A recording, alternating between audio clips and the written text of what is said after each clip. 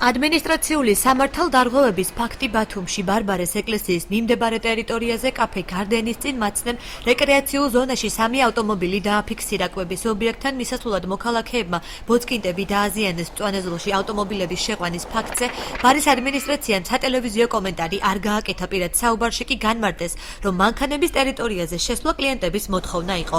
მომხდართან დაკავშირებით ადგილზე IP სატრანსპორტო ინფრასტრუქტურის სამსახურის წარმომადგენლები გამოცხადდნენ. როგორც უწყების უფროსის მოადგილემ გოჩა აბაშიძემ ჩვენთან საუბარში განაცხადა, ადმინისტრაციული სამართალდარღვევების ფაქტზე ავტომობილების მფლობელები დაჯერიმდებიან.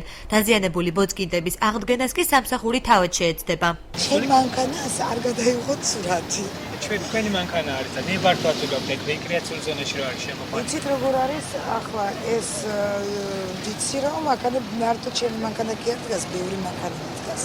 აქ სულთა დაფხულობით პლაჟზე ვინც მიდის აქ დგანან მანქანებს. ანუ ნებართვა გააქვთ, თქვენი არის. ჩვენი არა, ჩვენი. ანუ რეკრეაციულ ზონაში ამის ნებართვა გააქვთ რომ შემოყვანილი. არა, ეს ნებართვა მე პირადად არ მაქვს. ადგილზე აღმოვაჩინეთ რომ როგორც თქვენ ხედავთ შემოსულია 2 ავტომობილი ბულვარის ტერიტორიაზე, ანუ საზოგადოებრივი თავშეყრის ადგილას, სადაც არ უნდა შემოსულიყვნენ. დაჯარიმდება ყველა ავტომობილი, ვინც დაარღვევს პარკირების, დგომა-გაჩერების, ანუ ისეთ ადგილებში ავტომობილით შესვლის წესებს.